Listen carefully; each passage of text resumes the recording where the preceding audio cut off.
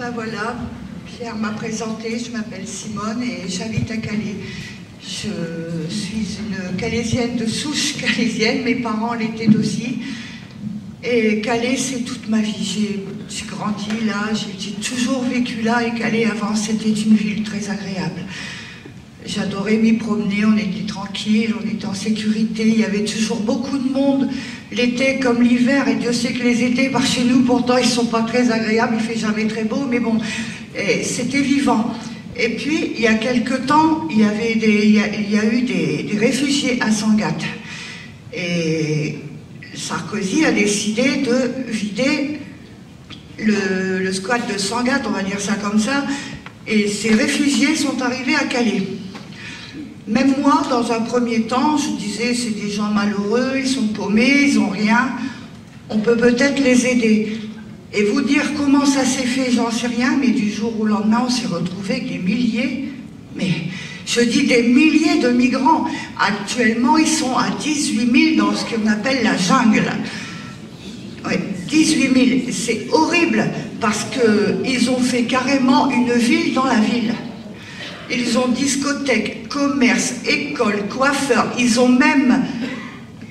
non, je ne me permettrai pas de vous le dire, mais je pense que vous avez compris, pour les besoins des messieurs, bien sûr. Et ils ont fait des routes, ils ont donné des noms à ces rues, ils ont élu un maire.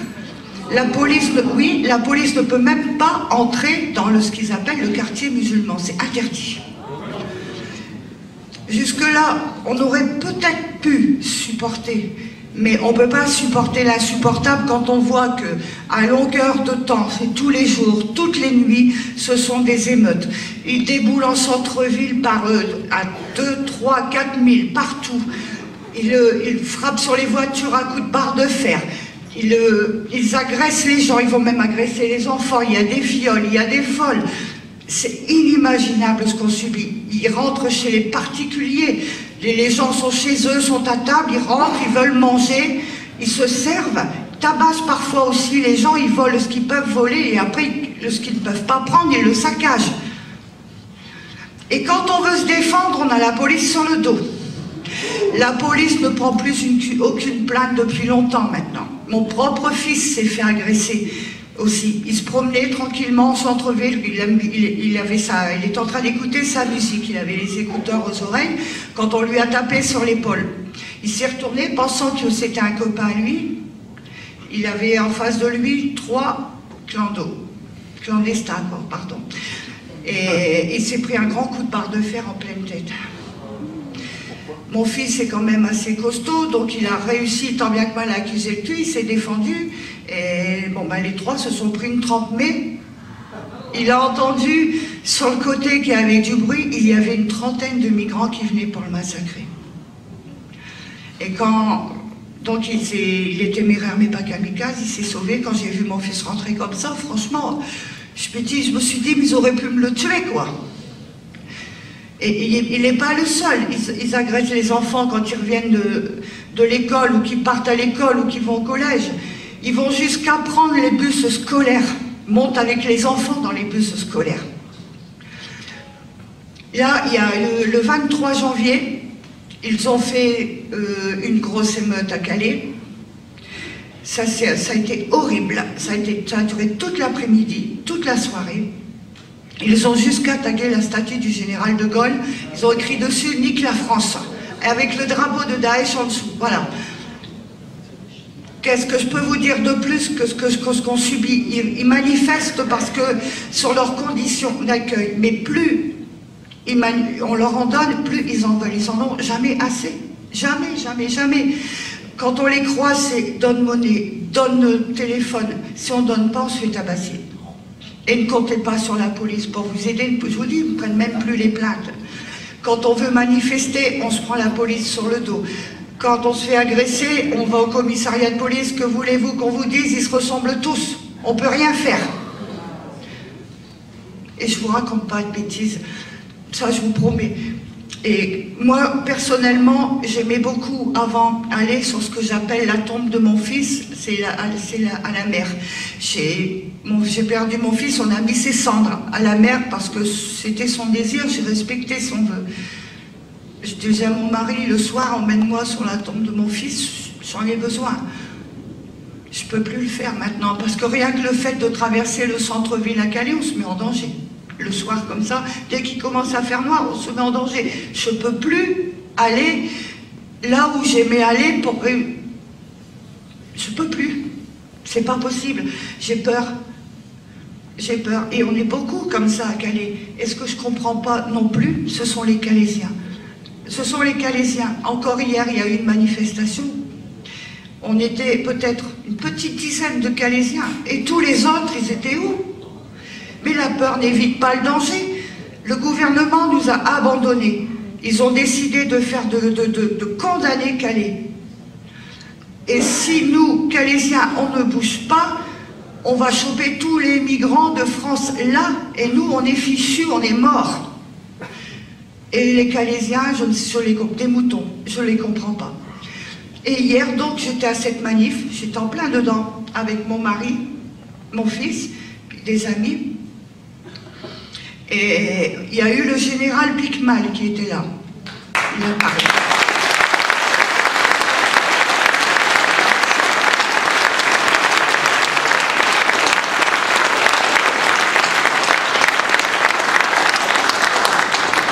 Et ce que j'ai vu hier, je ne vous cache pas, je n'ai pas dormi de la nuit parce que je me suis sans arrêt repassé la scène. Chose que à la télé, à la radio, ils n'ont pas dit, même pas dans les journaux, on l'a vu se faire arrêter, se faire malmener comme une racaille. Lui qui est quand même une icône, une image de la France, qui mérite tous les respects, tous les honneurs dus à son grade, comme une racaille. On l'a vu se faire plaquer par terre, le policier lui mettre le pied sur la nuque. Je vous promets aussi vrai que je suis devant vous, on l'a vu. Ensuite, ils l'ont traîné, ils l'ont ramassé, ils l'ont emmené, chacun par un bras, ses pieds ne touchaient même pas terre. Et ils nous ont chargés, bien sûr. J'ai eu de la chance d'être là aujourd'hui devant vous parce que mon mari, qui a été assez malin, nous a fait passer par derrière les fourgons de gendarmes, de CRS, de canons à eau qu'il y avait. Sinon, ben, j'étais embarquée, je serais encore en garde à vue aujourd'hui. Et qu'est-ce que j'avais fait de mal? J'étais venue là. Là, pour protester contre l'immigration massive, invasive qu'on subit à Calais. Vous vous rendez compte que même les commerces ont perdu de 40 à 60% de leur chiffre d'affaires, alors qu'avant Calais, c'était une ville florissante, c'était gai, c'était animé, il y avait toujours des étrangers pendant les périodes de vacances d'été, les périodes de fêtes de fin d'année. Aujourd'hui, il n'y a plus rien. Plus rien. Tous les commerces qui avaient ouvert en centre-ville, ils sont tous fermés un par un. Calais, c'est une ville morte. Une ville morte à cause de ces clandestins qu'on a là. Et quand ils descendent comme ça dans les rues de Calais, armés avec leurs barres de fer et des cocktails Molotov aussi. Attention, ils ont été surpris en train d'en faire, mais moi je ne comprends pas pourquoi on ne les punit pas. Pourquoi, quand la police les attrape, les relâche aussi vite? Alors que si nous...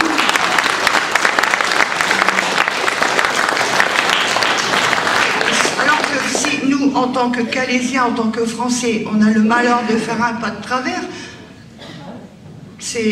on est tout de suite emmené en garde à vue, on est passé sur le grill, on n'a plus le droit à rien, plus le droit. Et parlons aussi de Madame Bouchard, Natacha Bouchard. Je vais vous dire comment je l'appelle, moi, Madame Bouchard. Je l'appelle la limace. Oui, parce que plus le temps passe, depuis qu'elle est élue maire de Calais, plus elle engraisse. Et franchement, elle ne fait rien pour les habitants de Calais. Elle a eu des aides de je ne sais combien de millions d'euros. C'était pour aider les Calaisiens, pour aider à l'emploi. La première chose qu'elle a fait faire, ce sont les containers pour loger les migrants qu'elle a fait fabriquer en Bretagne et même pas à Calais. Les seuls emplois qu'elle a créés à Calais, je le sais parce que j'ai un ami à qui on lui a proposé, 50 emplois en CDI pour aller nettoyer les cochonneries, les migrants à la jungle. Voilà les emplois qu'a proposé Madame Bouchard. C'est pas difficile, moi, elle m'a banni de sa page, je peux même plus lui mettre un commentaire d'ailleurs. Même pas. Ben, c'est réciproque.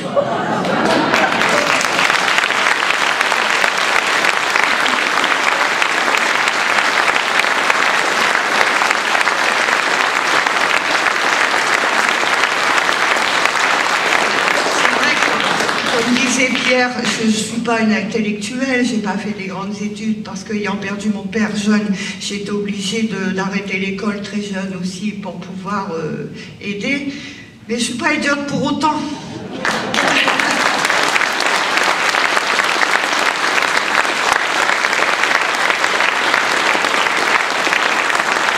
Et c'est vrai que c'est pas pour autant que je suis idiote et je vois clair.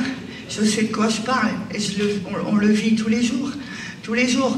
Alors maintenant, il y a aussi une chose qui se passe, c'est que ce sont les no-borders qui... Alors là, les no-borders, c'est la pire racaille qu'il peut y avoir, parce que c'est eux qui poussent les clandestins qu'on a calés à foutre, à mettre le... On va le dire comme ça, le bordel, hein. Mais c'est bien pire que ça. Ils sont aux quatre coins de la ville avec leur talkie-walkie, puis ils leur donnent leurs ordres. J'ai vu les CRS reculer, moi, devant les migrants l'autre fois. Ouais. J'en ai pleuré. Parce que je me suis dit, c'est pas normal.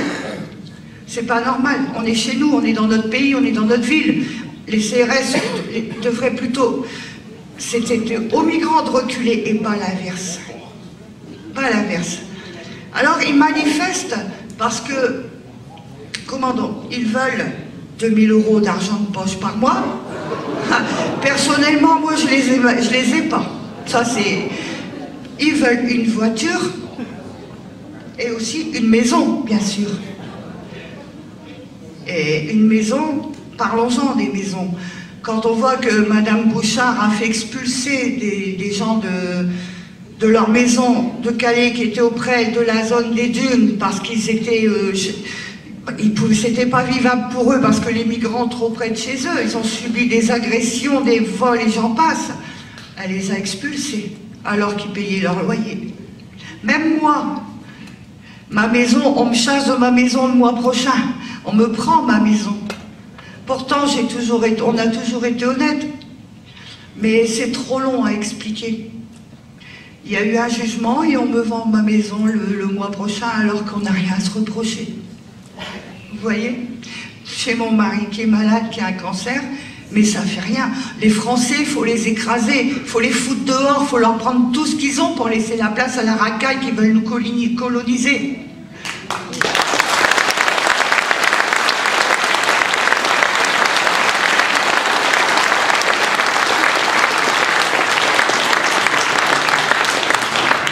Dont on nous dit que ce sont des richesses culturelles pour nous. Mais je me demande où allaient leurs richesses culturelles, parce que s'il s'agissait de saccager, de détruire, de voler, de violer, et j'en passe, les Français étaient tout à fait capables de le faire eux-mêmes, ils avaient qu'à demander. Hein?